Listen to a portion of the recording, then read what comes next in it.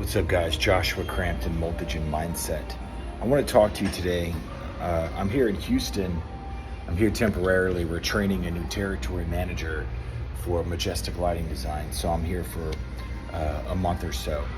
I want to talk to you about validation and learning to validate yourself, but also understanding what validation actually is, because the quickest way to turn somebody off from trusting you is when they bring you an idea or a problem. If they bring you an idea and you invalidate them, you basically tell them that it's a stupid idea, they're never going to bring you any more ideas. Just like if somebody brings a problem to you and you invalidate their problem, basically you tell them that they're making it up, it's not real. You invalidate their version of reality. If you invalidate somebody's reality, you're invalidating their beingness. In other words, the greatest thing that you can do for somebody is to validate their beingness. Beingness is somebody's being, who they are. And we each live in this life with our own version of reality. We each live with our own attachment to the things that we love and we care about. And invalidating or validating somebody is an extremely powerful thing. For example, if somebody comes up to you and they're talking to you and they're explaining how they just got pulled over and they got a traffic ticket on their way to the gym, you can look at them and you can say, okay, well, that's got to be really frustrating. I'm sorry you got pulled over. That right there, I was just validating their experience, right? They were expressing to me that they were frustrated, and I turned around and validated them and said, okay, well, I'm sure that getting pulled over on the way to the gym was infuriatingly frustrating, and I'm sorry you had that experience. So that is just a simple validation. It's basically like repeating back to somebody what they gave you, and communicating, and in counseling, reflecting back to somebody what you heard them say is a form of communication. So if somebody comes to me and says, hey, X, Y, and Z, I could repeat to them and say, hey, what I heard you say was X, Y, and Z. I'm repeating to them what they gave me based upon how I received it, right? So I'm validating, basically copying, basically repeating to them what I heard them say, and then they're confirming whether that is what they wanted me to hear. So validating is extremely powerful when it comes to just communicating with somebody. If you have an employee or a team member that brings you an idea, you could quickly invalidate them. And if you were to do that, you're going to turn that person off and they're never going to bring you anything else. And you always want your people bringing you good ideas. So it's a very good practice that if you have a team of people that work for you, that anytime somebody brings you an idea, you make sure to immediately validate them. Immediately validate them. Because when somebody is doing something that you like, you better reward them if you want them to continue doing the thing that you like. So somebody brings you an idea for your business, you validate them. Hey, this is a great idea. I love the way you're thinking. We may not use the idea, and if we do, you're going to get credit for it. Thank you. Bring me as many ideas as you can. I'll let you know if we decide to use your idea. So that is a way to validate somebody rather than invalidate somebody, and encourage them to keep doing what it is that you want them to do. So validation is extremely powerful. So I remember one time I was talking to a counselor of mine, and I was talking to the counselor, or a mentor basically. I was talking to the mentor, and I told the mentor a story about what had happened between me and another woman. And he was on the phone, so I didn't see him. But he responded, and he goes, oh my, what you experienced with that person must have been extremely frustrating, because what they basically did was X, Y, and Z.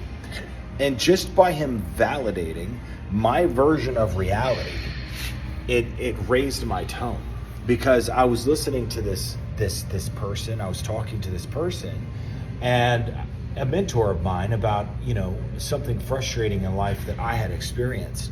And he simply validated my reality, right? He validated my experience. He validated my beingness just by saying, hey, what I heard you say was this. And that could have been really frustrating to experience because what that person basically did is X, Y, and Z, right? So all he did was validate my experience of reality. And that raised my tone because I felt somebody else basically acknowledging the same reality that I was living with, right?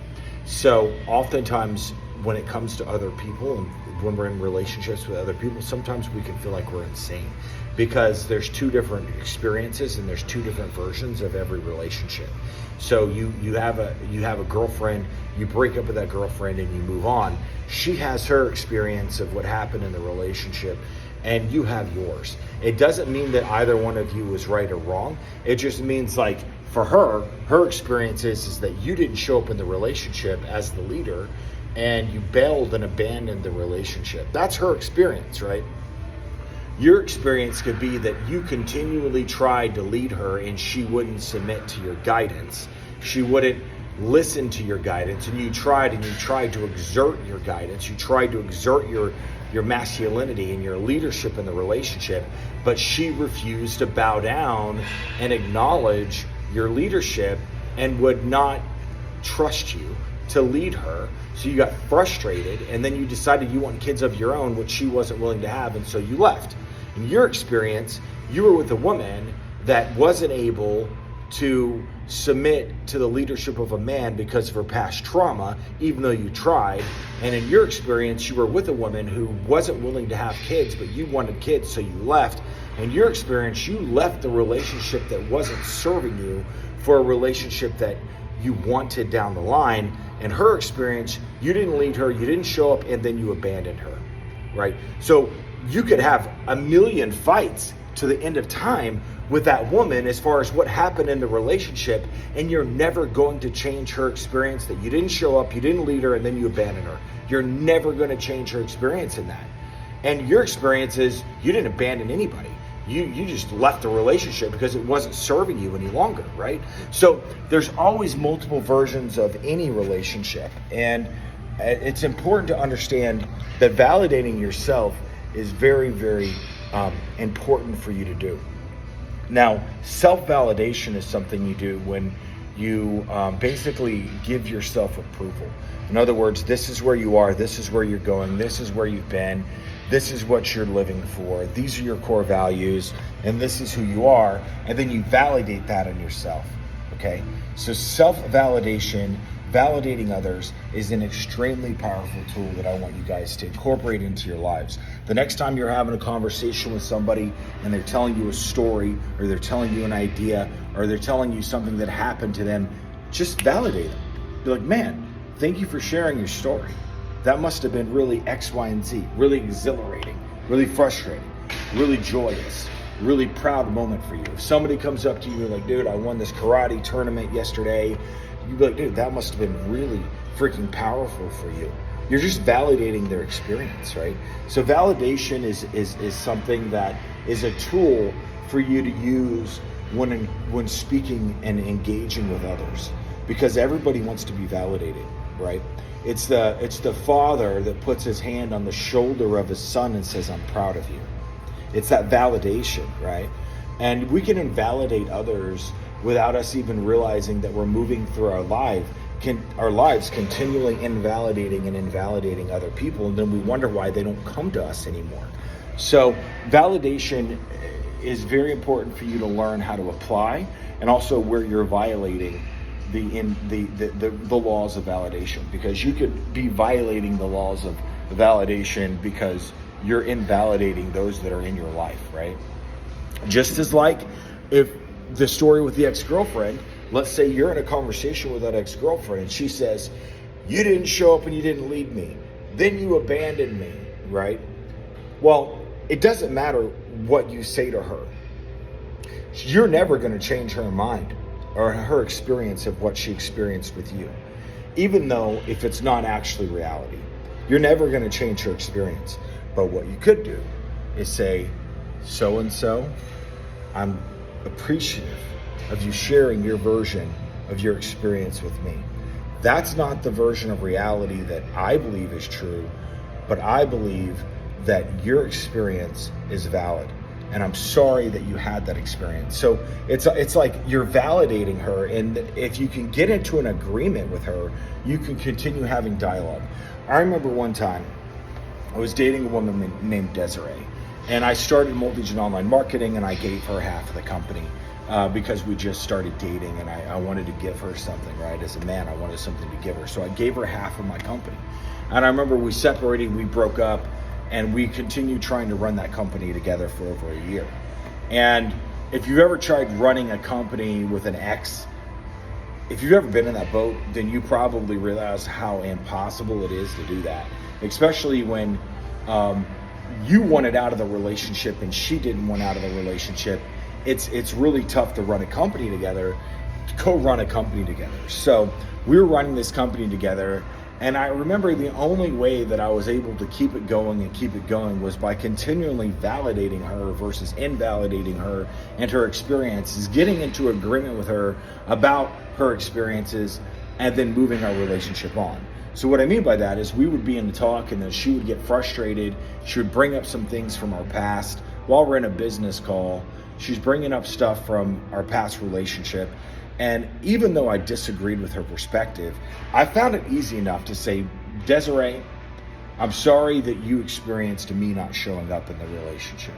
I'm sorry that in your version of reality, I didn't show up in our relationship, but I'm here now.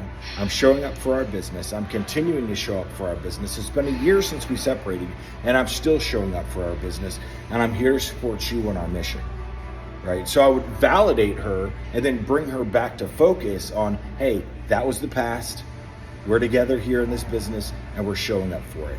Right? So by validating her, it was able to close the arguments, because when somebody's fighting with you and they're throwing darts at you, you could throw back darts all day long, and that's all y'all are going to do. But how do you get into agreement, move past the argument on to what it is that matters? Well, the way that you do that is by validating their experience, redirecting their focus to the things that actually matters in the moment. So relationships are tough, and they're also beautiful. And relationships are also where you discover who you are, and you begin to heal those parts of yourselves that are damaged. So validation is extremely powerful. Learn to use it, learn to apply it, and learn to change the lives of everybody around you. Thank you. Joshua Crampton.